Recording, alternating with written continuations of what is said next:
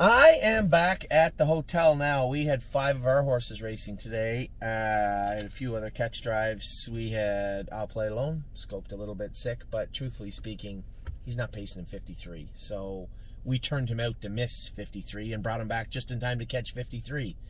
Now, I wouldn't get too concerned. They went in 55 the other day, 54 and 4. So I believe there'll be more 55 miles than 53. I guess that's the easiest way to put it. If I'm wrong, we'll have to deal with that at some point, but I was happy with I'll Play It Alone the other day. A little shuffly today. They scoped him after, full of mucus, so not that shocking. It must be a little something in Tim's barn because we had scoped I'll Play It Alone, a little mucus, that's my girl. I'm kind of mad at myself for racing her. I should have just turned her out 2 weeks ago. I knew it. As soon as I left the gate, she was a little hot. She was going into that first turn, and I knew it then. Before she ever run, I said to myself, should have turned this filly out 2 weeks ago. She's fine. She was fine after, feeling good. But this is 2 weeks she could have been on the grass, right? That's my fault. As I said, I knew it before she ran. The thought had just entered my head. You should have turned this filly out, even if she wins. In hindsight, it's easy to say, oh, she made a break and finished 9th. We should have turned her out. Can't do that. But in truth, when I didn't see her get in to go the last 2 weeks, I should have pulled the pin then and turned her out in the field. But can't do that now. It's neither here nor there. She's fine. She's healthy. She's sound. Out to the field she goes. She left the meadows today. I sent her back to Northfield where she'll be picked up and sent to Mark Adams' place, sent to Winterwood right away. So that's it for That's My Girl. Not the way we wanted the year to go out. Obviously some flickers of some real talent there, but need to see that consistency. And hopefully we'll see that in 2021 when she fills out a little bit and hopefully turns into the filly we wanted her to be. So I'll Play It Alone, a little bit sick. That's My Girl, out to the field now for the season. That's it for her for the season. And then we had Oh So Pine. Jeez, as my buddy Johnny put it, all dressed up and nowhere to go. Isn't that the truth? Johnny had also asked me why I didn't come first over. It's pretty clear. I mean, it's not clear, but I'll tell you. Got away 5th, a couple of favorites up front. Horse hadn't raced in 2 weeks at a new track, and Oh So Pine is not known for his first over prowess. I want the horse to have a good race, and to be quite frank, at the point when I had to move him, we're not even to the half yet. You're talking about being first over, second over, third over, 3/8 of the mile in the books. I just wasn't ready to move him there. We're talking about a half of a mile of a track to find a seam. Not very often you're not going to find a seam, especially at the meadows. They kind of fan out, but there was this much room. I drove him up there for us to get 5th. This much room. That was a tight parking spot, and he fit right in there, but not by a whole lot. Just one of those races where we didn't find any room, but it's pretty clear that he's going to be a contender in that class. And as Greg had said, he said, he'd never seen him look so smooth. That's true. Northfield last week and the meadows today was the best I've ever seen this horse trot. He felt great, but felt sound. He always had that hike, that roll to him. Now he just looks good. Very impressed with Oh So Pine and how he's physically matured, cooled out, and turned into a really nice horse. I think we're sitting on a couple of wins with this guy coming up. And then Arctic Force, they scoped him after. There was a little trickle of blood there, but nothing really serious. Do I think he bled enough to say, oh, he'll be better next time? No. Maybe a hair better, but he hung a little bit, right? He didn't want to be fished through the inside today, and then I waited, moved him to the outside today. He was second in 51. He just hangs a bit, right? He's an in-between class horse. Not quite good enough. As, one of our clients, Craig, put it last night, that non-winners of 3 line, that is the defining point in your career. And you're right. That's the easiest way to put it. 100%. Non-winners of 3, whatever the money cap, that is the defining class in every horse's career. Either you can do that and go on and above and beyond, or you can't. And really, that's the easiest way to put it. I thought that was a perfect way to put it, and you're 100% right, Craig. It is the defining class for every horse. Arctic Force cannot beat the non-winners of 3 here. I don't think he can beat the non-winners of 3 at Dover, at Mohawk, at the Meadowlands. So we know what he's worth, right? Nice horse. He'll probably do somebody some good. We'll look back in a couple of years. He'll have $100 grand on his card. Or he won't. But I think for the here and the now, the bottle of red, the Arctic Force. Now, even Rooney Blue Chip, he was sick today. He scoped, just like our other two horses, a little bit of mucus, not a big deal, but that mucus didn't make him rough. He was rolly today. Do we do work on him? I had made a promise to a number of clients. Let's look after Freehold. Go to Freehold, put a couple of lines on him, and sell them. Now, I should have elaborated and said a couple of good lines, because those are some shitty lines we just put on that horse. But I think you can look at his total body of work, and if you're looking for a horse, you can make an argument to have. You can make an argument to maybe buy a Rooney Blue Chip. So Rooney Blue Chip, Arctic Forest, Bottle of Red, all those horses probably need to be sold. And not because they're bad horses, just because they're not going to fit into what we're trying to do in the near future. At some point, they're going to need a rest. And I just don't think that makes sense for the stable.ca. For me, for you, for our clients, our partners on those horses, I wish this guy would just put his high beams on. There we go. I think what needs to happen is we just need to take a serious look at what we have here. Our Ohio barn is closed, right? We have our Ontario horses. They're getting ready to qualify. We have a couple of racing at Mohawk. We have a number of horses over here right now with Tim. What do we do with them? Tim can keep some of these horses. They're racing good. They fit great. Also, Pine fits like a glove here. Stonebridge Simba's going to race Nalmers of 3, Nalmers of 4,500. He'll fit fine there. White Tiger, I think, will be a better. Is he sharp as attack right now? No. But as Joe said, our partner and Amy, we got to race, even my wife, got to race him. You can't race him twice a month and expect him to be good. And, you need horses to be on a schedule. Look at That's My Girl. Now, she's a young horse, but some of these horses need to be on a strict schedule. The last time we had That's My Girl train, qualify, win. Yeah, she made a break in Indiana, but then she had that gap, and she just looked out of sorts today. A little bit tired. Today should never have taken place. But horses need to be on a strict schedule, and racing them every two weeks, these aren't thoroughbreds, right? They're standardbreds, and it's just really hard on them. It does play a negative role on a lot of them. So we need to have the confidence we can race White Tiger, Oso Pine here and do well. If we can do that, if we have the confidence that we can do that with those horses, great. If we can't, then we have to look elsewhere, whether it be Jim King with Dover, or whether it be Mark Harder in New York, or whether it's, hey, send them back home to Ontario. I got no problem with any of those options. We have a large chessboard now. We need to put our horses in the right place, right? We need to put our bishops in the right place. No, that's the thing. It's a horse, right? The horse, the owl. I used to love chess. I think what happened was other people got good at it and I didn't, and I got frustrated and didn't want to play it anymore. But I do like chess. Anyway, we have the board, we have the pieces, we need to move them around properly.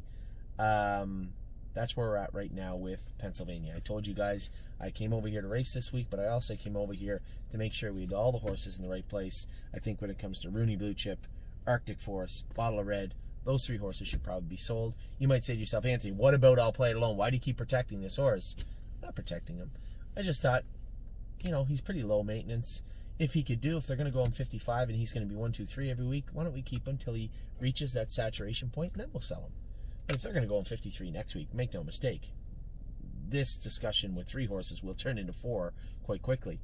So that's where we're at right now. Just need to find a place for all our horses for the fall, winter, 2020, 2021. Now, that's over with. Number of clients messaging me today about Timonium. What are we looking at? What are we potentially going to purchase? I know I had a client, the gentleman, the driving force behind Century Invictus, Michael, had called me and said he wanted another Ontario bred. Geez, Mike, I looked. I know you said shadow play, and I don't love shadow play, but even I can't deny that they win a lot of races. The problem I have with shadow play, the bad ones look like the good ones, right? That's the problem I have with shadow play. And the bad ones, oh man, they are bad. Not just are they bad on the track, they're ignorant, rude horses, but the good ones are good.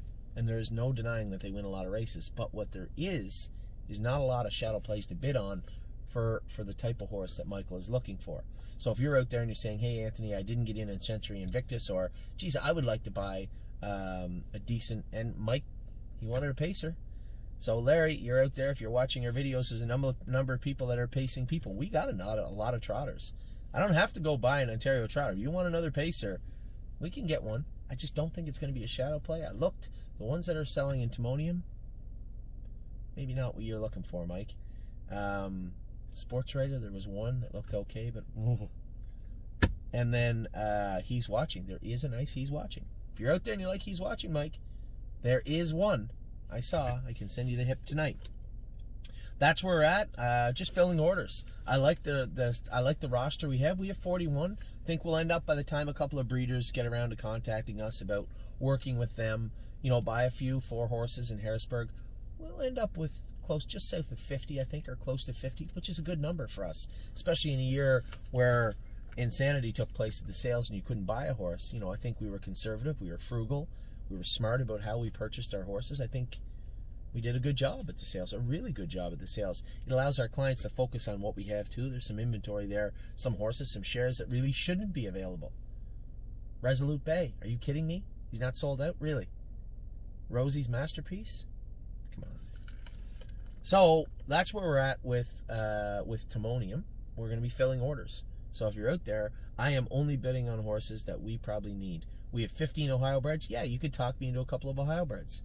There's a ton of Down by the Seasides, Fear the Dragons, Uncle Peter's, What the Hills. Lots of them at Timonium. But I'm not bidding on them if you guys aren't in. Same with Ontario. We have 12 Ontario breds. It's a good number. Michael, you want another Ontario bred? We'll find one, I'm sure. And that's where we're at with everybody else. Also, we have enough Indiana breds. We have enough New Jersey breds, although there is one New Jersey bred that I am very, very seriously considering. But, again, we're not overpaying for her or anybody else. And that, on that note, crafty little segue, Indiana Friday night, somebody messaged me, Anthony, what the hell is going on in Indiana? You're not down to drive Globetrotting, and you're down to drive Spirit of Dio from the rail. It's my understanding you don't own any of Spirit of Dio, and you own some of Globetrotting. Everything that just took place is correct. Everything you just said is correct. I don't need to drive Globetrotting. It's your 3-year-old filly. I'm Anthony McDonald. I'm not Tim Tetrick. I'm not Mark McDonald. I'm not James McDonald. I do an okay job. I do a good job. When it comes to Globetrotting, does Globetrotting need Anthony McDonald in Indiana? Probably not. I hope not. We only got 2 races left, and we're cutting her loose for 4 months. I've already told you that. I don't need it. And Trace Tetrick already won in 55 with her into the 9-hole. So no, Globetrotting doesn't need Anthony McDonald. Dio? Ooh, that's up to you. The clients of Spirit of Dio, you tell me. Do you want me to go drive her? I'm happy to stay. I'll be in Ontario Thursday and Friday morning. I'm happy to stay home and watch it on TV. I just don't know if they have the same confidence Spirit of Dio behaving herself as Globetrotting. So I have offered to our clients, and I will send it out in an email tonight. If you want me to go, I'm looking at tickets right now. They're about 600 Canadian for me to fly to Indiana and fly back. It does kind of put a little ding in my schedule because we were going to drone on Saturday. Can we drone on Thursday? Because Kelly had actually told everybody we were droning on Thursday. I have to ask Curtis. It's a possibility. Very possible that we could drone on Thursday. We'll see. I want to help. That's why I'm here. I just want to help. I don't want to be stuck in the way. I don't want to be a hindrance. I want to help. I shouldn't be needed for Globetrotting, and I told Irv Miller. He asked me, are you sure? Yeah. Let's trace on Globetrotting. But I'll come and drive Spirit of Dio. So that's where we're at right now. I'm now officially switching into baby mode. You know, as I said, we're trying to get this chessboard situated properly for us, for the stable.ca here in Pennsylvania for the fall and winter. I think it's pretty obvious that we have a pretty strong grouping of horses over here. The ones that are spinning their wheels and stalling a little bit, if they're reaching that saturation point as we talked about, or as Craig put it perfectly, you know, the great definer, that now when there's a 3 level, then they need to go. Simple as that. You know that. I don't have to tell you that. So that's where we're at right now. Bottle of Red, Arctic Force, Rooney Blue Chip, and more than likely at some point I'll play it alone. But for now, those 3, 2 of them are on gate. One of them will find his way onto on gate, and then we will move forward together as a group. We have 41 yearlings right now. I'm very, very happy with what we have in the barn. I am going to Timonium. I will be there Sunday. I will be making videos for everybody all week. If we can form groups and get together and buy some horses, perfect. That would be great, but that'll be up to everybody else. So that's where we're at right now. It wasn't a great day today. It wasn't even a good day. Also, Pine was very good. Arctic Forest was adequate. The other 3 scopes sick and did not race good. But, hey, we're going to have days like that. We've had a pretty good year, a pretty good summer here in Pennsylvania and at the stable in general. So, suck it up. I will see you guys soon. I will talk to you likely tomorrow. We still got 2 in tomorrow, 3 in Wednesday. 3 tomorrow, 2 Wednesday. 2 tomorrow, 3 Wednesday. And then it's back to Ontario. Oh, for those of you wondering about Jazzy Judy also. Sorry. Jazzy Judy, her AST is coming down, but we noticed they didn't chart her with a break last time in Delaware. We're going to take that time when we could have qualified her, put some training trips into it. This is very tricky. You know, you just can't go out and qualify and train her with her AST level up that high, because if it compounds and that AST level of 4,000 turns into 8,000, it could really jeopardize her racing in Delaware. So Tim is working diligently right now to get that muscle count down. When we get that CK level down, remember I told you guys there's 2 levels. You have the AST, your enzyme level, CK. The CK level goes up and down quite quickly. Now, I would say that's very similar to when you hurt your back, that sharp pain, you can't move for a little bit. I assume it's something like that. And then as that level goes down over a couple of days, you can start to resume exercise with that stiff back and that soreness, but it comes out gradually. And Tim and his vet have a very aggressive plan put forward to combat Jazzy Judy's AST level and her CK level. When that CK level comes down, Judy will be, I want to say full speed ahead, but not full speed ahead. Cautiously optimistic that we can get to Dover for November 10th. That's where we're at with Jazzy Judy. So, that's it. That's all of it for Monday. I'll talk to you guys soon. I hope you had a great weekend. I will talk to you very, very soon.